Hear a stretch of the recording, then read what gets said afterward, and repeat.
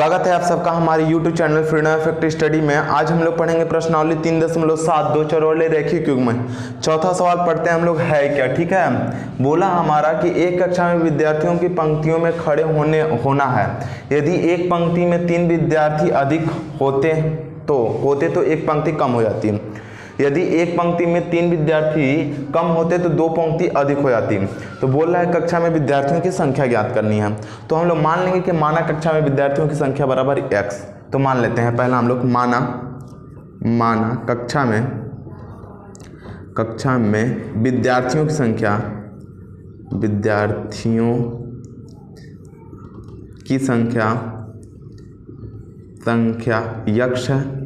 x है तथा पंक्तियों की संख्या कितनी हो जाएगी y। मान लेते हैं कि पंक्तियों की संख्या बराबर y।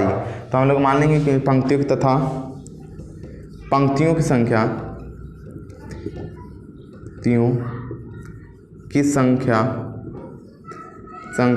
y है।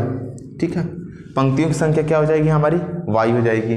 अब देखिए एक बात ध्यान रखिए, प्रत्येक पंक्ति में विद्यार्थियों की संख्या जब निकालनी होगी, लिख लेते हैं हम लोग प्रत्येक पंक्ति में विद्यार्थियों की संख्या, प्रत्येक पंक्ति में विद्यार्थियों की संख्या बराबर x बट्टे में y। क्यों होगा, अब ध्यान रखिए, प्रत्येक पंक्ति में विद्यार्थियों की संख्या अगर पूछा है तो x बट्टे में y है, ये y है। कैसे, अब देखिए, अगर मान लीजिए सवाल इतना से आपको अब समझ में आने लगे कैसे करना है, चाहे पहले हम लोग उसको समझ लेते हैं, उसके बाद बताऊंगा कि इसको कैसे कर रहे हैं हम लोग। तो यहाँ पे देख लीजिए, अब अगला जो स्टेटमेंट है वो बोला हमारा क्या चीज़, पहली स्थिति से लिखेंगे हम लोग, पहली स्थिति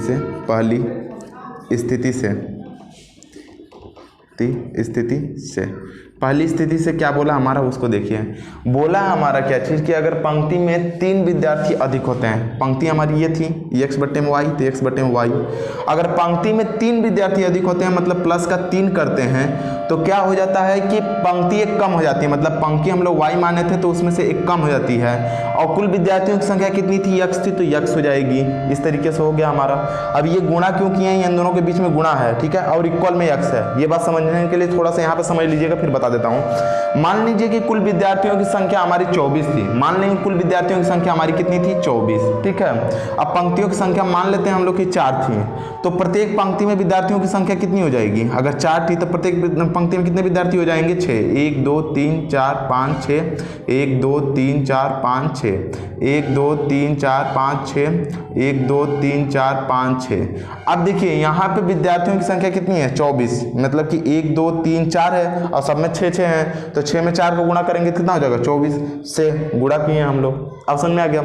अब देखिए क्या होता है हमारा कि अगर मान लीजिए इसमें से 2 विद्यार्थी निकल के, अगर 2 विद्यार्थी निकल के इसमें 2 ऐड हो जाते हैं, ठीक है, इसमें से फिर से 2 निकल के अगर इसमें ऐड हो जाते हैं, ठीक है, फिर इसमें से 2 निकल के अगर इसमें ऐड हो जाते हैं, मतलब सब में अब संख्या कितनी हो गई हमारी, 8। और पंक्तियों की संख्या कितनी है, 3। और कुल विद्यार्थियों की संख्या तो चेंज होगी नहीं, वो तो 24 रहेगी ही रहेगी। तो यही बात यहाँ पे समझाएं, कुल विद्यार्थियों की संख्या क्या हमारी x है, और ये विद्यार्थियों को बढ़ने के बाद और उसकी पंक्ति कम होने के बाद, क्योंकि वहाँ पंक्ति कितना था, पहले 6 था और 4 था, मतलब यहाँ पे जब 6 विद्यार्थी थे तो 4 पंक्तियां लगती थी। अब यहाँ पे 3 पंक्तियां होंगी तो विद्यार्थियों की संख्या तो कम नहीं होगी, तो 8 का गुणा 8 हो जाएगा, तो 8 का गुणा करेंगे तो 24 आएगा, इसमें भी गुणा करेंगे तो 24 आएगा। कहने का मतलब ये हुआ कि विद्यार्थियों की संख्या कभी कम नहीं होगी, पंक्तियों की संख्या और विद्यार्थियों की संख्या पंक्तियों में कम और बेसी हो सकती है, लेकिन कुल की जब बात करेगा तो कुल विद्यार्थियों की संख्या कम बेसी नहीं होगी, क्योंकि कहीं बाहर से विद्यार्थी नहीं आ रहे हैं, वही विद्यार्थियों को इस पंक्ति में सेट किया जा रहा है। ठीक है, तो ये रहा इसका समझने का तरीका, और इसीलिए ये समीकरण इस तरीके से बना। अब इसको हम लोग सॉल्व करेंगे तो समझ में आएगा। इतनी सी बात से समझ में आ गई। अब देखिए, अब यहाँ पे समझ में करिएगा। अब यहाँ पे जो सवाल है हम लोगों का, इसका हम लोग मल्टीप्लाई करते हैं, तो जब यहाँ पे इसका मल्टीप्लाई करेंगे x बटे में। अब देखिए इसको हम डायरेक्टली लिख देते हैं। यहाँ पे देख लीजिए कैसे कि यहाँ पे हो जाएगा हमारा क्या चीज़, इसको कट कर लेते हैं, इसका डायरेक्टली गुणा करते हैं, तो -x बटे में हो जाएगा y। ये इसमें गुणा करने के बाद पूरा का पूरा खत्म हो जाएगा। फिर इसका जब इसमें गुणा करेंगे तो यहाँ पे हो जाएगा +3y, और यहाँ पे बोला जाएगा -3 = 0, समीकरण नंबर 1। अब ये देखिए समीकरण नंबर 1 कैसे आया, ये x कहाँ गया। अगर देखिए अगर इसका गुणा इसमें करते थे अगर, तो x बटे में कितना हो जाएगा y, और गुणे हो जाएगा हमारा y। y है पहले नंबर पे y से गुणा किए y हो जाएगा। अब देखिए फिर ये y x बटे में y का इसमें गुणा किए तो माइनस यहाँ पे हो जाएगा x बटे में y 1 से गुणा किए, फिर y के इसमें किए तो कितना हो जाएगा प्लस का 3y हो जाएगा। अब फिर 1 का गुणा किए तो माइनस का 3 हो जाएगा और इक्वल का x है तो x कर लिए, ठीक है। अब देखिए ये y से y कट गया और ये x है, मतलब x और माइनस यहाँ पे जाएगा x बटे में y और प्लस यहाँ पे जाएगा 3y और यहाँ पे माइनस 3 इक्वल यहाँ पे जाएगा x, ये भी x है ये भी x है, दोनों प्लस में ही साइड आएगा माइनस हो जाएगा, कट जाएगा। बचा हमारा क्या भाग, ये भाग, और यही हम लिखे हैं माइनस x बटे में y प्लस यहाँ पे जाएगा 3x और प्लस माइनस यहाँ पे जाएगा 3 इक्वल टू 0, समीकरण नंबर 1। ये बात समझ में आ गई। अब देखिए इसी प्रकार से हम लोग क्या करते हैं कि समीकरण निकालते हैं अब दूसरे जगह पे, मतलब लिखेंगे दूसरी स्थिति से, यहाँ पे हो जाएगा दूसरी स्थिति से, ठीक है, दूसरी स्थिति से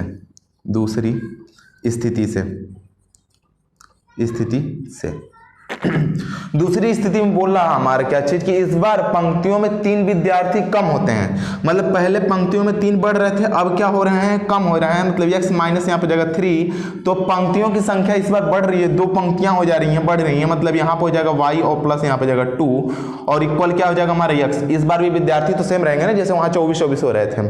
अब इसका जब गुणा करते हैं तो ये वाले का हमारा y है, सॉरी यहाँ पे माफ करिएगा y होगा, y का जब इसमें गुणा करते हैं तो यहाँ पे तो बचेगा नहीं, यहाँ पे 2 हो जाएगा, मतलब 2x बटे में हो जाएगा y और इसका गुणा करेंगे तो माइनस 3y और इसका गुणा कर लेते हैं तो माइनस का 6 इक्वल टू 0 और ये हो जाएगा समीकरण नंबर हमारा 2।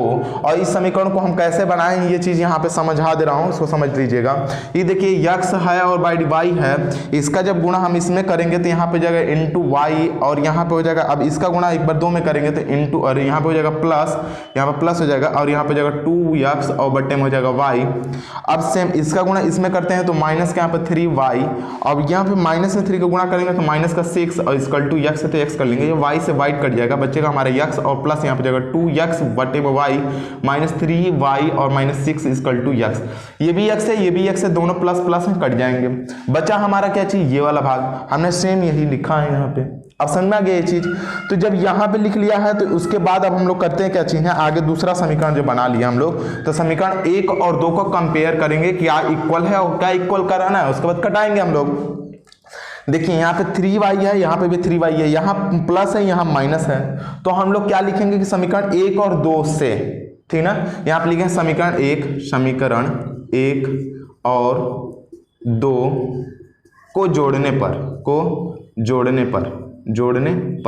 जोड़ लेते हैं हम लोग। यहाँ पे हो जाएगा कितना हमारा x, मतलब माइनस यहाँ पे जाएगा x बटे में हो जाएगा y और यहाँ पे हो जाएगा प्लस यहाँ पे जाएगा 3y और यहाँ पे हो जाएगा माइनस यहाँ पे जाएगा 3 इक्वल टू 0। समीकरण नंबर 1 था।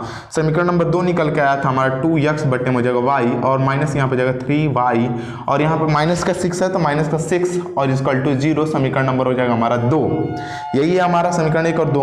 अब इन दोनों को हम लोग जोड़ने पर लिख चुके हैं तो यहाँ पे लिखने की जरूरत नहीं है। ये देखिए जोड़ने पर है मतलब चिन्ह परिवर्तन तो होगा नहीं, दोनों कट जाएगा।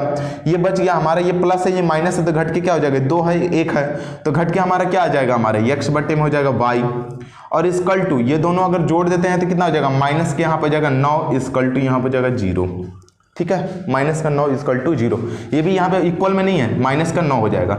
ये उधर जाएगा तो क्या हो जाएगा हमारा, प्लस हो जाएगा, मतलब x और बटे में हो जाएगा y इक्वल टू कितना हो जाएगा हमारा 9। ये आ गया हमारा x और y बराबर कितना हो जाएगा हमारा 9।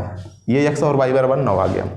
अब देखिए हम लोग x और y बराबर अगर यहाँ पे 9 रख देते हैं, समीकरण नंबर 1 में अगर 9 रख देते हैं तो y का मान आ जाएगा। जब y का मान आ जाएगा तो रख लेंगे तो x का भी मान आ जाएगा। देखिए x बटे में y का मान 9 आ गया तो यहाँ पे लिखेंगे x बराबर x, ये मतलब x बटे y इक्वल टू 9। समीकरण यहाँ पे 1 में रखने पर रख लेते हैं हम लोग। तो यहाँ पे x और y की जगह पे रख लेते हैं तो माइनस का 9 हो जाएगा, प्लस यहाँ पे हो जाएगा हमारा 3y और यहाँ पे माइनस 3 में 3 ऐड कर लेंगे तो कितना हो जाएगा 12 इक्वल 0 है तो 12 कर लेंगे तो यहाँ पे जाएगा 3y इक्वल टू यहाँ पे जाएगा 12 तो y इक्वल टू कितना हो जाएगा हमारा, y इक्वल टू यहाँ पे जाएगा 4। ये y का वैल्यू कितना हो जाएगा हमारा 4। ठीक है, y का मान कितना आ गया हमारा 4। अब y का मान जब 4 आ गया तो यहाँ पे y का मान 4 रखेंगे 4 तो इसको गुणा करेंगे तो x यहाँ पे x का मान आ जाएगा और x का मान ही हमको निकालना है क्योंकि विद्यार्थियों की संख्या निकालनी है।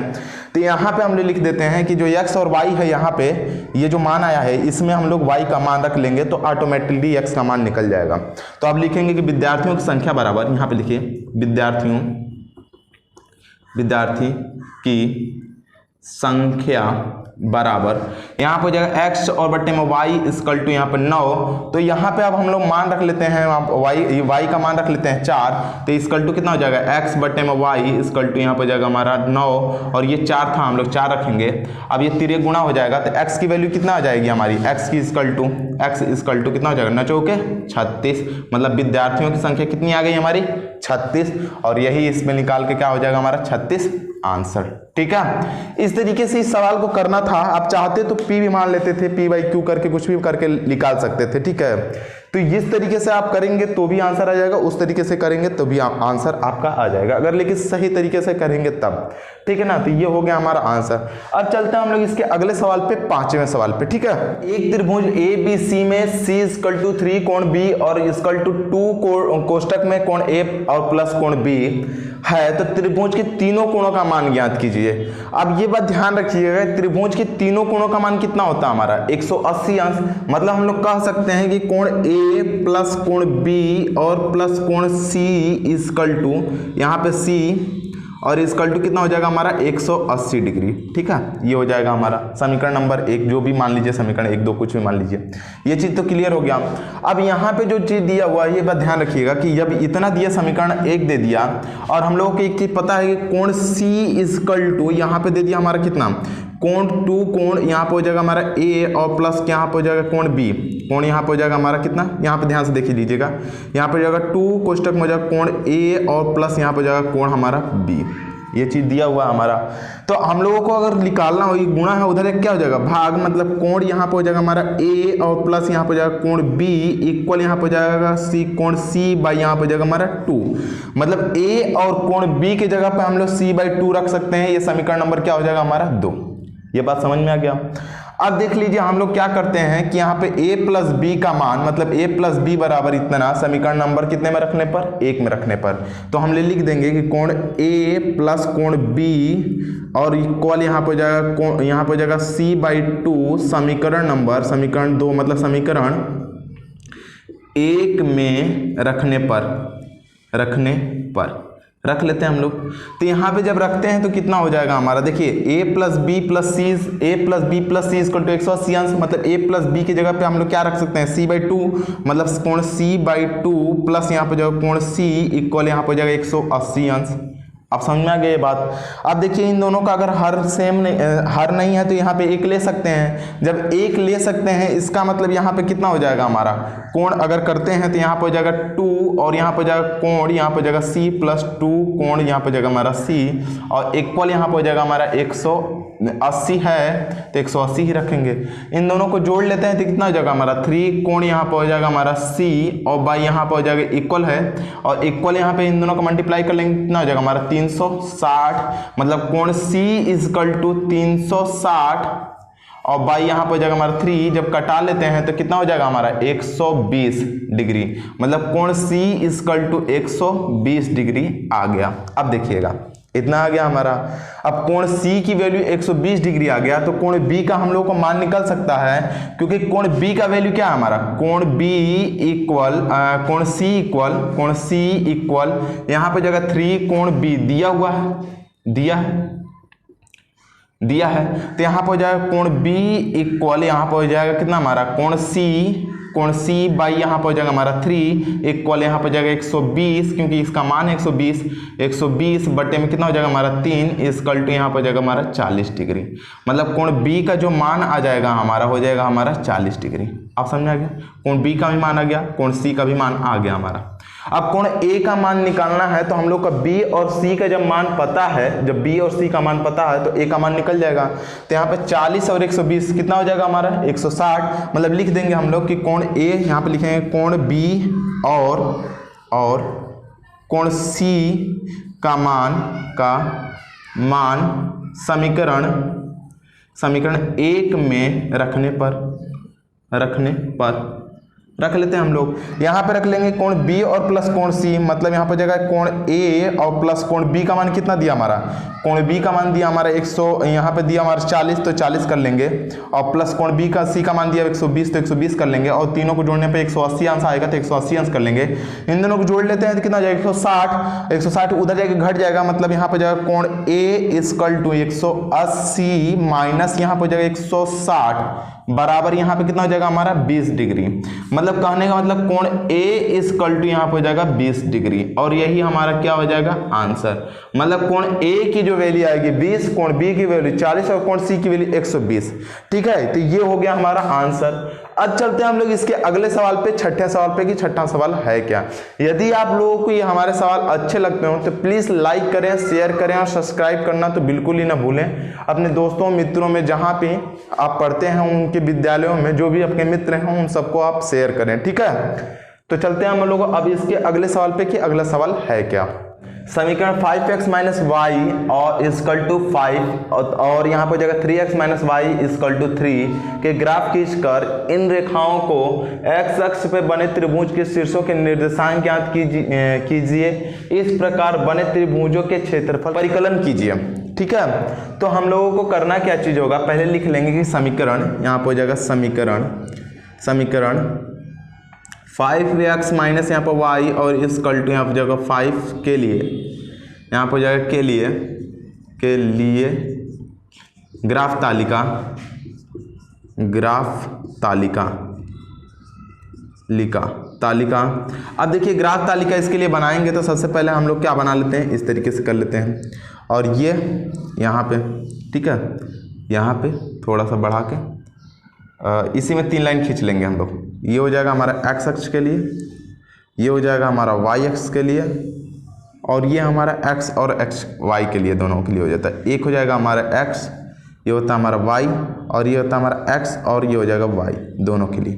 ठीक है, इसमें एक मान हो जाएगा, दूसरा भी ले लेते हैं, और ये तीसरा रख सकते हैं, 3 ही मान रखते हैं, बहुत ज़्यादा हो जाएगा। ठीक है, ये हो गया हमारा।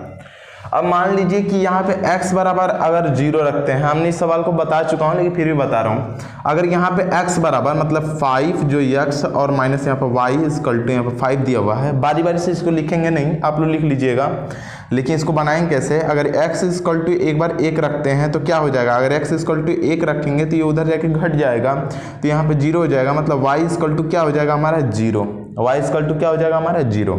अगर x इक्वल टू 0 रखते हैं तो y इक्वल टू कितना हो जाएगा हमारा, फिर से यहाँ पे जाएगा -5, -5 क्यों हो जाएगा, देखिए x इक्वल टू हम लोग 1 रख लिए। ठीक है, अब यहाँ पे 1 रख के देखिए 5 गुणे 1, और यहाँ पे हो जाएगा -y इक्वल टू यहाँ पे जाएगा 5, ये उधर घट जाएगा तो -y इक्वल टू यहाँ पे जाएगा 5 और -5 दोनों कट जाएगा तो कितना हो जाएगा 0, मतलब y इक्वल टू कितना हो जाएगा 0, और माइनस है तो माइनस लगता नहीं है y 0 में, तो यहाँ पे y इक्वल टू कितना हो जाएगा 0। ये चीज़ समझ में आ गया। अगर मान लीजिए कि x इक्वल टू यहाँ पर हो जाएगा 0 रखते हैं, अगर x इक्वल टू 0 रखते हैं, x इक्वल टू 0 तो यहाँ पर जाएगा 5 इंटू यहाँ पर जाएगा 0 माइनस y इक्वल टू यहाँ पर जाएगा 5, तो y इक्वल टू कितना हो जाएगा -5, मतलब x इक्वल टू अगर 0 रखते हैं तो y इक्वल टू कितना हो जाएगा हमारा -5।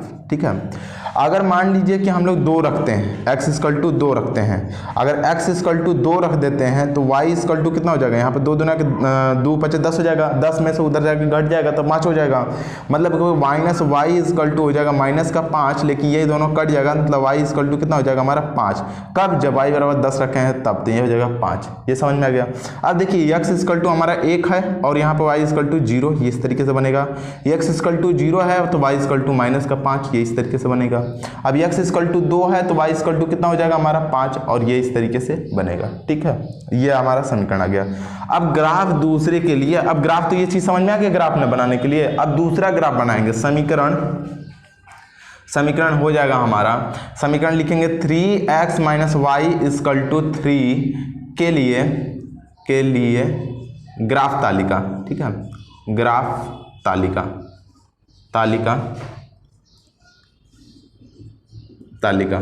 ठीक है। अब तालिका फिर से बनाएंगे। यहाँ पे देखिए इस तरीके से जाता है हमारा लाइन, दिख नहीं रहा है, देखिएगा थोड़ा सा अच्छे से देखिएगा तो दिखेगा।